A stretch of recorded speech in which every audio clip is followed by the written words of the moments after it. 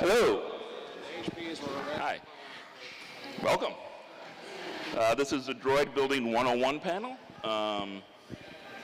We're members of the Mid-Atlantic Droid and Prop Builders, except for Sam, but he can be honorary. Thank you. Thank you. So this is basically a presentation that we do. Basically cover a lot of questions that we get asked, and hopefully you'll find informative. All right, we'll go. You got Sam. Greg, unfortunately, is not here. Mo will be here. You got Brian, and I'm Rob. And I wanted to special thanks to Seth Kelly. He's the person that put this presentation together. So it's really awesome, so we want to thank him especially. Where to start? We get that, where do you start, how do you start? We don't sell kits. Lucasfilm would have our butts. we assemble them by parts, part by part. It says here, small-scale droids can be purchased from Disney parks and Hasbro. They're not the best quality, unfortunately. And you got to pay for shipping. For a full-size droid, it's not cheap. Research. Always research. Long research. Read. We got a website called astromech.net, and that'll come up later. The more you know, the less you'll spend. Yeah, true. Really. If anybody has any comment? Yeah, comment. So pretty much when you're, as Rob was saying, when you go to start this, best course of action is probably to, when you go on astromech.net, there's what we call build logs. And these build logs is pretty much a story or a history of one of us building our droids. And we log it, all of our mistakes, and all of our accomplishments as well. So you get to see what works, what doesn't work, pros and cons about building your droids in different ways, because you're going to find out that there's a lot of ways to build your droid. So Rob is pretty much, as he's saying, research, reading first, because you got to decide which route you're going to take, and you'll see here. Yeah, research is the place to start. Here's some of the things we will cover. Why do you want to build a droid? What's your budget? How much time do you have to do it? Do you want to get a droid ready for a certain event? What kind of droid do you want to build? Not just R2 or chopper, but styrene, aluminum, 3D printed. What tools do you have access to? Do you have a 3D printer? Do you have, I don't know, screwdrivers? It's all on your skill, right? Like as Rob was saying. So you got to find your skill set and find out what works for you, because sometimes things can be intimidating. A lot of questions that we get a lot of time is, electronics is not me. That's not for me, and it's not for a lot of people, but it's a learning curve that you'll come across, and I had to learn some myself, but you'll notice on our forums on Astromech, again, when you're reading our build logs, we're there to help too as well. These are going to become very helpful research as you see, what you're trying to do, because the money that can be involved in these things can go anywhere from a couple $100 to sky's the limit. Yeah, we'll cover that. Yeah, it definitely comes up. Yeah, the one thing I'd add on here too, as he mentioned, we're here for you. You're definitely not alone in your build, and that extends beyond just the droid builders. So when I started, there were a lot of skills I didn't have.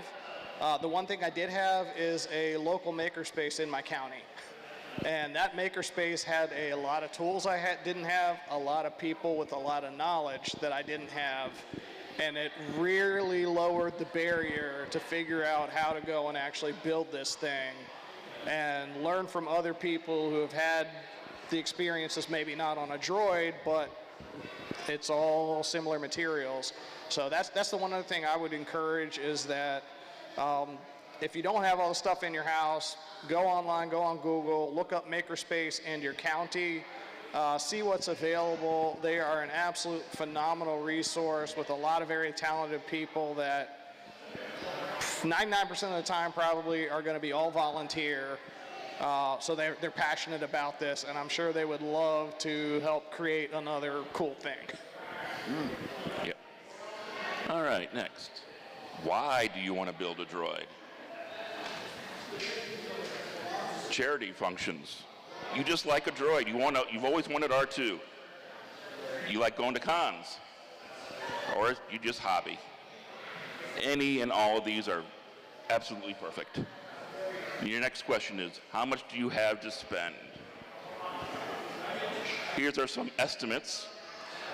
This is not set in stone by any means. R2-D2, $500 up to 20,000 plus. That's not a mistype. That's not a typo. Some all aluminum droids can get above $20,000. The micro droids. A micro droid is a little small droid, as the name implies. 3D printed, minimal electronics. So you can get those pretty cheap, and they're pretty easy to build. BB-8. He's expensive. He's not cheap. What materials are you familiar with yourself? As it says here, most of us use a multiple amount of materials. My chopper is all 3D printed. Brian's R2 over there. So I think, have every single material on this list. So aluminum dome, mostly styrene body. The horseshoes are MDF wood. All of the little black pieces you see there, those are all 3D printed, and then my projectors are resin prints. So you can Frankenstein your way into a Franken build, and it looks 100%. As long as you put the time into it and the care, nobody's going to know the difference under paint. Anything? Yeah, I think one big thing that's really changed the dynamic of the droid building community, and as you can probably tell by my accent, I'm not from round here. I'm a UK droid builder, and in fact my story's slightly different to you guys because now I do YouTube and various other things, and I work with Michael Badley on a number of builds like the Def Racers and the bikes and stuff we got downstairs. But my journey started in a quite different way, where I'd come out of a different hobby, started to think Star Wars was on the TV, and I thought, well, maybe there's a group, maybe I could build an R2-D2. And luckily for me, there was a local group, which is the UK R2-D2 Builders Club. There was a chap there called Oliver Steeples, and you guys will know Oliver because Oliver and another chap called Lee Towsey, they were the builders in the UK that actually ended up building the droids for the film. So that was episode 7. So I got invited to Oliver's house, which was a bit weird because I've never met this guy before, and oddly he was like, hey, come round and have a look at the droids. I'm like, oh, sure, okay. So that's how I started my journey, and I actually started with a wood build droid, which is an R2Q5, because at that time I didn't want to build an R2-D2. Very, very different story there. So as time went on, and I'm like 3 droids in now, actually 3 R2s in, and various other things. So I had an opportunity to work on episode 9. So I was on crew for the Star Wars film. I built a droid called R2SHP and R6LE5, which is in the film, and they made toys and Topps cards. But, you know, you kind of, before you get into the film rigor, you kind of have to go through the cons and understand the dynamics of charity and the reasoning that you really want to do this, because this is almost like a life choice. Yeah, it really is. It's really not just let's just have a go at that. If you want a droid that's just in your room, you know, in your lounge or your front room or whatever, then that's one thing. But at that particular point in time, there was no 3D printing. That just wasn't there. And the way Michael Badley's story, who's one of the designers of 3D modeling for R2 now, he was put the challenge. He said, well, could we 3D print an R2-D2? And people were saying, no, there's just no way. That can't happen. The material science isn't there. It's just going to fall apart. It's not going to be good. It's going to be rubbish. And he proved them wrong. Oh boy, did he prove them wrong. Yeah, he did. So we've now got this really interesting phase now of material science, different polymers that you can really level up. And don't get me wrong, I've done a couple of aluminium droids, and I love aluminium droids. But they are the top. Oh yeah, big money. But 3D printing elements is massively important now. And the stuff that you can do and the flexibility. You know, you guys are coming back from the old school with using the Astromech website. We just didn't have STLs that you could download and import into stuff. So printing a 3D printed dome on a 500 printer just seemed like such a crazy thing to do. And it would take 6 days to print a dome at that particular point in time. Yeah. So again, the club globally has changed, I would say, due to 3D printing, and the accessibility there has massively changed. And I wouldn't have got the start that I got on working on production, working for Disney, working on doing press junkets and red carpet events if I hadn't have just taken that step and looked at something like Star Wars is on, kind of like Star Wars. Maybe I could build an R2-D2. And I remember my wife at the time, she went, you're never going to be able to do that. And I'm pretty sure she wished that I'd never started, because the house is just full of Star Wars stuff now. So. Nice. Here are some of the things. 3D printing, aluminum, styrene, wood, and resin fiberglass. Those are generally the materials that most droids are built out of, in one way or another. Aluminum. More aluminum. No, is that 3D printed? Yeah, that's aluminum, I think. Can't tell. That's styrene. That's a plastic. That's what he looks like on the inside, so apologize for the nude pics up there. But. Wood frames. When it's more styrene. We talk about wood, we're usually talking about the frames, and they're usually wrapped in an either aluminum skin or a styrene skin. And resin fiberglass is usually reserved for the more detailed parts, the greeblies. You wouldn't want a droid made out of resin, although my dome is a fiberglass dome on my R2. You can build an R2 out of anything. Even cake. Maybe not cake. Cardboard, Connects, Lego.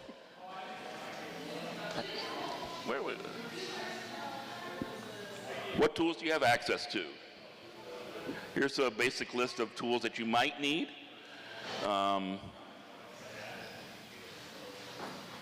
The 3D printer is an advanced tool, I guess. Like Brian was saying, a makerspace is huge help. If you don't have the room or the tools or even the know-how, try to find a makerspace. I know, let's see, I'm down in DC, so the nearest makerspace is Nova Labs in Northern Virginia in Reston. They're really good. And you can go in there and say, hey, I want to learn how to weld. I want to learn how to use a laser cutter. And they will have classes there where you can actually learn, and they will have space where you can work on your projects. Makerspaces are awesome. Also find your local builders. We're your local builders, most of us. We're on Facebook. We have a Facebook page, Mid-Atlantic Droid Builders, Droid and Prop Builders. Or just talk to somebody at a con. Hey, I'm working on this. We will answer any and all questions you got. We don't mind. What can you do? Are you good with electronics? Including lights, sounds, batteries, the motors, programming. Most of the programming anyway, is pre-built basically. A lot of it, okay, I'm using an Xbox 360 controller. I got these motors. Okay, download this file and load it onto Arduino. And 9 times out of 10, it'll work. So yeah, I would say beyond that, this looks really complicated, but I wouldn't really let that deter you. As you said, the builders are here for you, and for a lot of these things, if you look at these different boards, if it's specific to R2, chances are we may have that available on the site in order to help. I will tell you, I have done absolutely zero soldering on this entire build. And I have done zero programming on this entire build. So boards, stock Arduino, go to the sounds going through MP3 triggers, stock Bluetooth controller. All the code was available on GitHub. Basically, the only thing I had to learn how to do is to load a sketch from the software into the Arduino itself. So it looks daunting at first. Go through your build logs. If you break it down kind of piece by piece, it's really not as challenging as it first looks like. Just want to add, as Rob said, once you're in and once you committed, try to find someone close to you that's hopefully already started, and to bounce ideas off each other, because that is really going to be a game changer, I think, for me. When I joined, I had another gentleman, Greg, who is actually downstairs here today. Usually sometimes our group throws get-togethers. It's up to you, or up to the group member here to throw, parties together where we share ideas and share knowledge, or, as most of you would think, like, hey, I'm just stuck on this. Can you help me, please? And sure enough, so we're here to help. And don't be intimidated by what you see, because most people like to look at the whole book as like the whole thick book, just one page at a time, and you'll get there. Yeah, more often than not, we hear, I don't know electronics. That is the biggest hurdle for a lot of people. And it's really not that bad. Like Brian said, he didn't solder a single thing. He didn't program anything. He loaded a sketch onto an Arduino, and guess what? That worked, because these programs had been beta tested hundreds and thousands of times by other builders, and they have worked pretty much all the kinks out of it. Yeah, but it's builders like us that have already let the blue smoke out. So your job now is to keep the smoke in.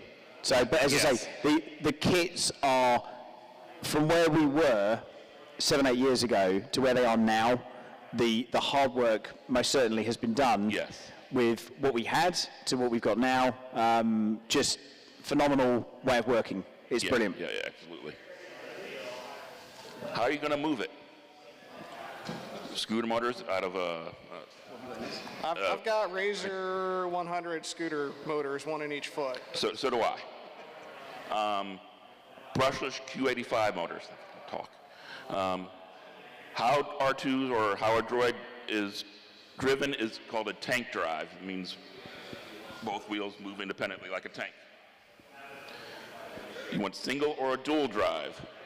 You want to put tracks on it. There's a Droid, an ALT Droid, that has tracks. Doesn't have wheels. And the hamster versus axle drive, that's for a BB-8. That's a decision you got to make if you want to make a BB-8, if you want a hamster or an axle drive.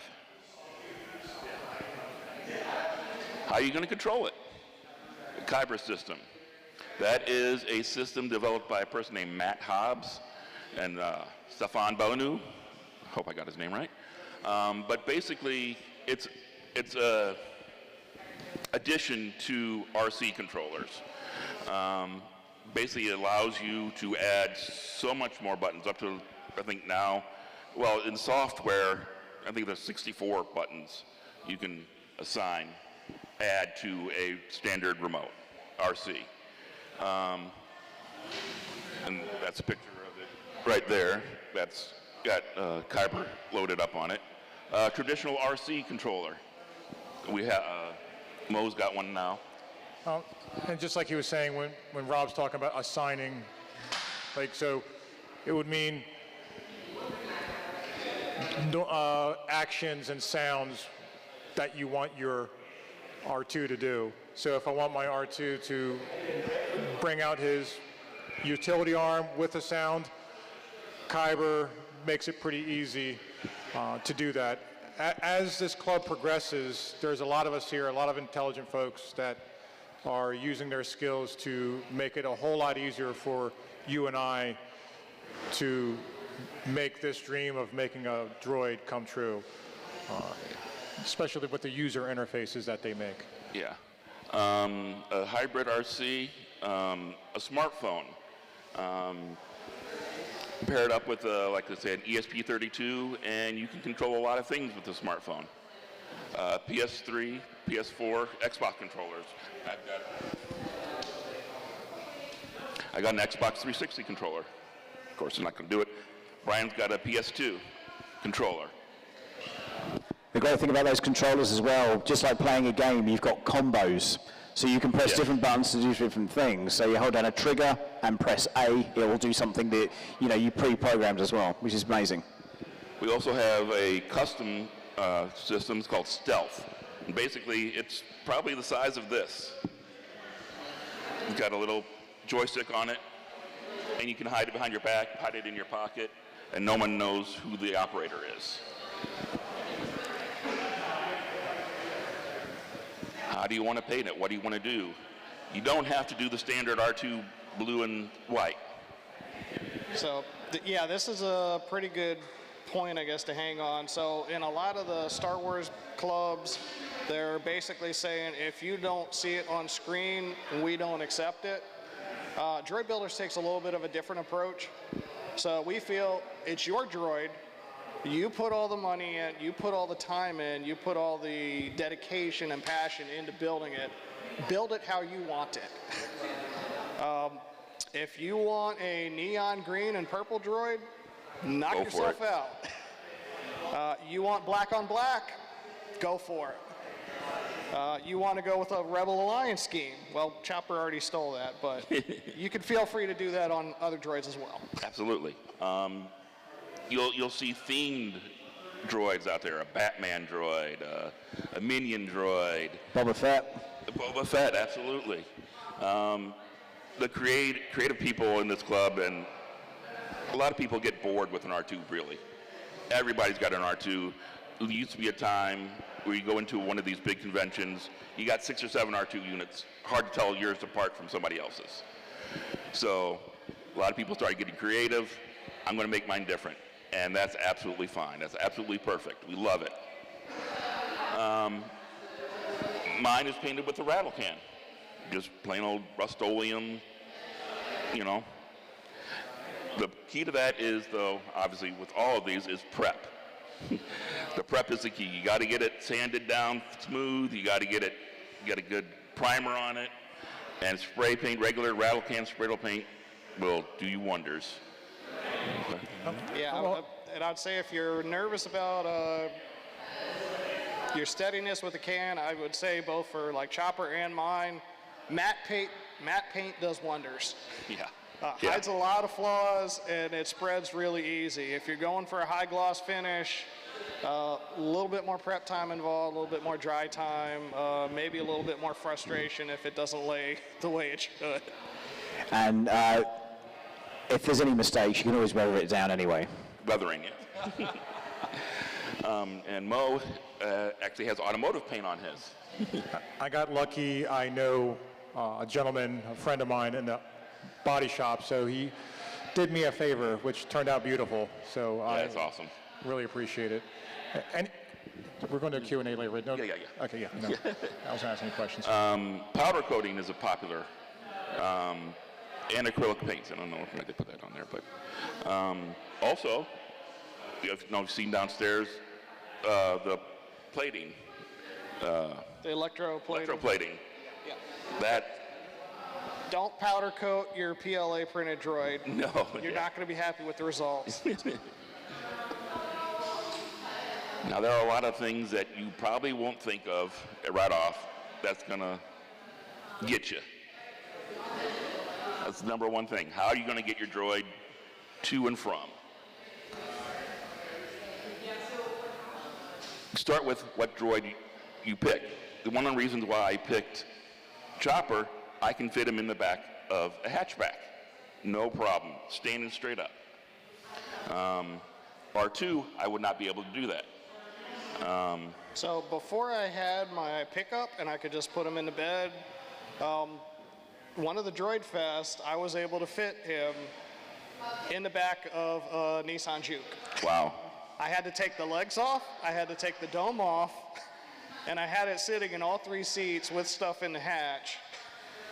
But you could fit it in a micro hatch.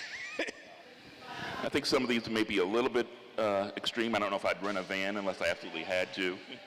I'd definitely buy a new vehicle, although there are some builders that do buy a vehicle specifically to transport their droids. No comment.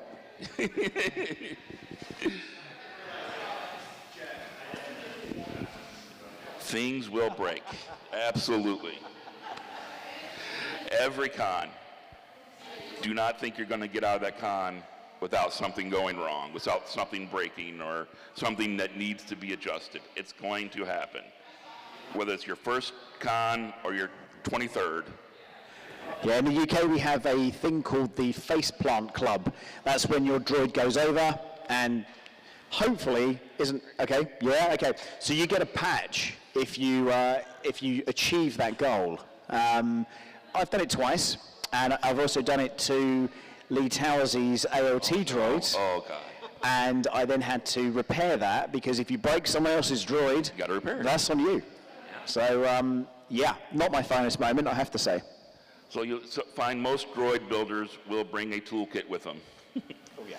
Absolutely. It is addictive. It is absolutely addictive. Start out with 1 and all of a sudden you got 12 and 3 in progress. Who here on the panel has more than one? Oh, yeah.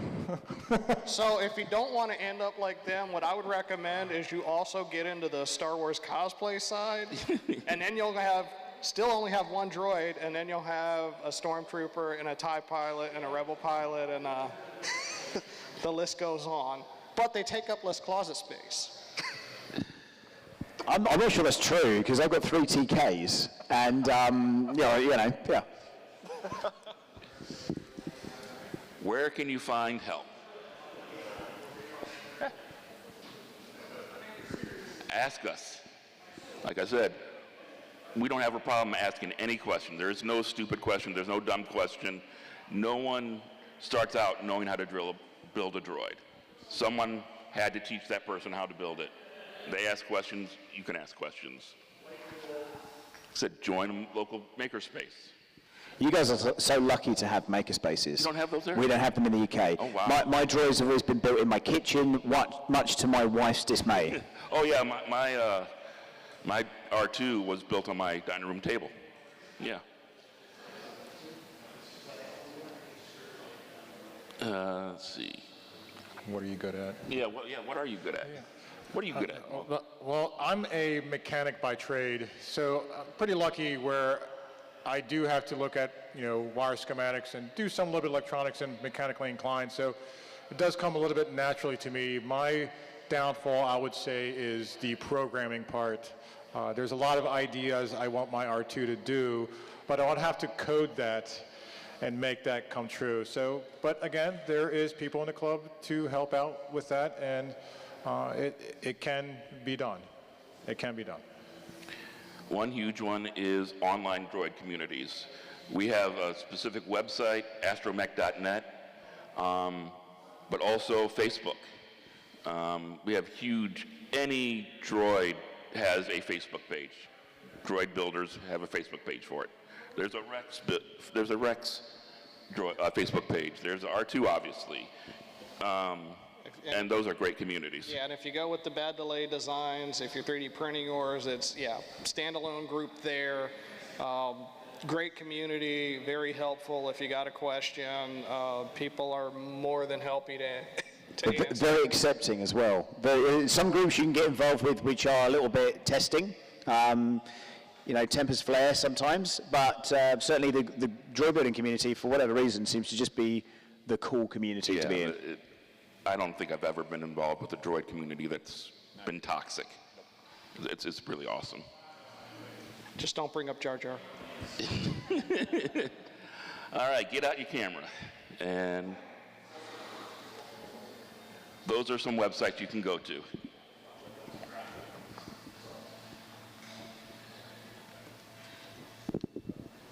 Like I said, almost every droid has their own build page, either separately or on Facebook. If you got your Facebook groups, Mr. Badley Droids. He is the King Poobah He's right now a very for cool 3D guy. printed droids. Very cool guy. Well, I should say, not for all droids, for wheeled and tracked droids. If you want a bipedal droid, you go to Droid Division. Yeah. David Moog. Suppose we haven't touched on that. So there, a lot of the focus has been on the astromechs because that's kind of where we lie. But as the 3D printing community has proliferated, you're starting to see a lot more droid representation within the model. So you can see Professor Yang downstairs at our booth. There's a B1 battle droid down there. People are doing B2s, droid decas. Like you mentioned, the Imperial probe droids, and those are deceptively large. Yes, they prints. IG-88s, IG-11s, you name it. If you can model it and print it, someone's probably got it out there now. Yeah.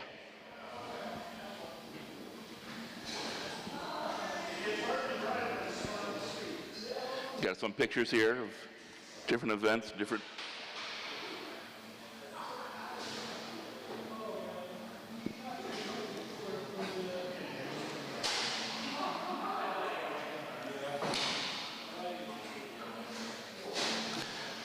Now this is DroidCon. This is an event that takes place every year in Indianapolis, Indiana. This one is obviously 2023. And that's where we all get together as droid builders every year. And we just have a blast. It's so fun because you just sit in there and just talk with your friends and your buddies and about stuff you love to do. It's really fun. You need to come out to one. I've not been. I do need to come out to that. Yeah. Thanks for the invite. Yes. This is an event called R2LA. It's similar to a DroidCon, but this is at somebody's house. Mike Senna, he holds this every year, and hundreds of people show up. I don't know about hundreds, but a lot of people show up. Nope, going the wrong way. So, Yeah, go ahead. how long is the panel running? It's almost done. Because I didn't know if we had time to open up questions at the end. Oh, yeah, we will. It's a mouse droid.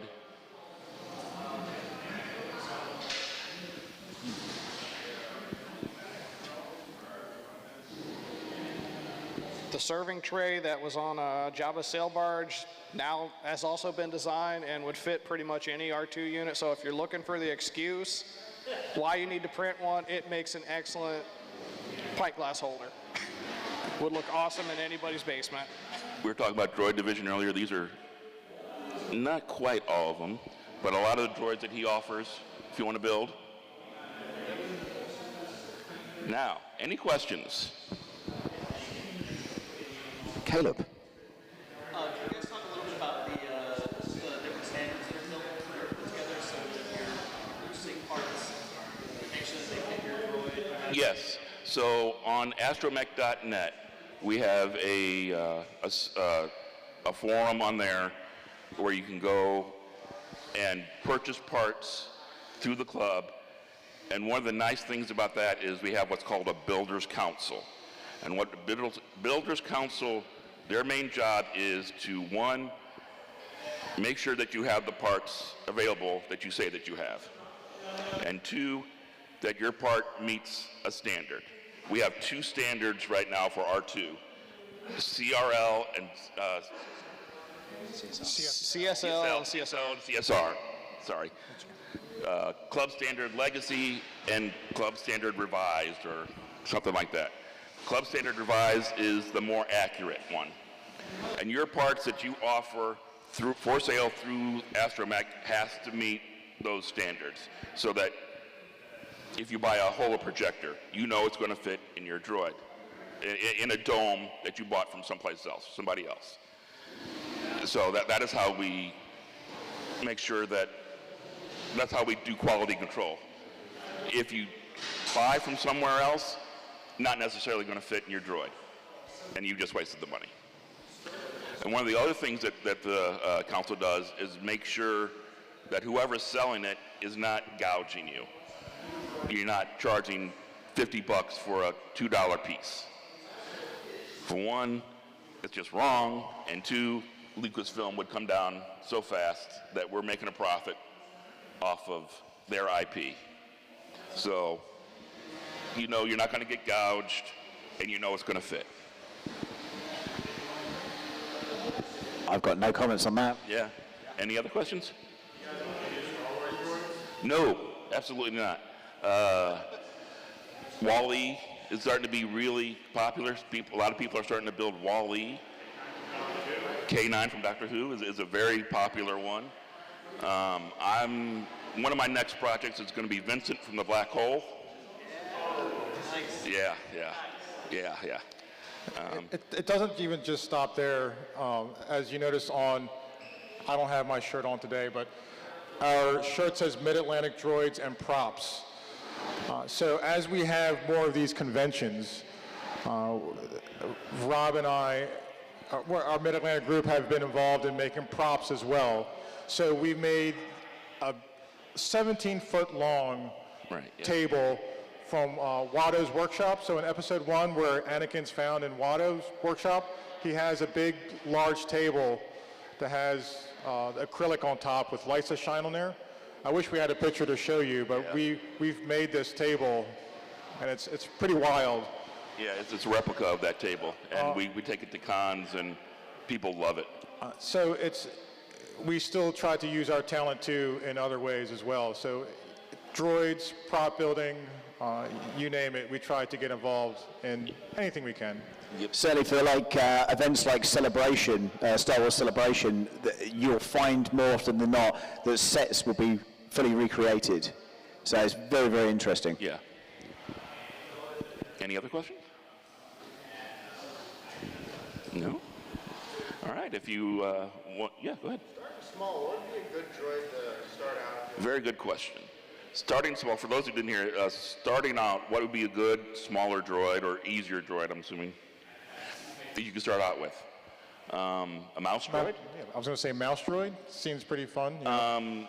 Basically, that's a box on an RC car. So if you're looking to get into kind of cutting your teeth on your 3D printing, modeling skills, I would say something like a pit droid. Pit droid, yeah. You know, stand about this tall. They don't use a whole lot of filament. Again, you can go absolutely wild with the paint schemes. It's just a nice build to have. You can even have them posable. And now they're starting to come articulated, where you got servos in the head, where move, and so you can move on to that in your same build. I think as well, if you're really into your 3D printing, and I've got 1 or 2 printers now, and it means that I can probably print a full-size battle droid in maybe a day. Wow. Which is insane. Yeah. But I hate waiting for things. So an excuse to maybe get a second printer. I just need to do that thing faster. Yeah. But we're talking, I don't know, what's that, 8 to 12 kilos? A 12 kilo droid? Yeah, something like that, yeah. Yeah, so the faster you can do these things, you can do some amazing things now with 3D printing. So depending on your skill set, it's the same as anything else.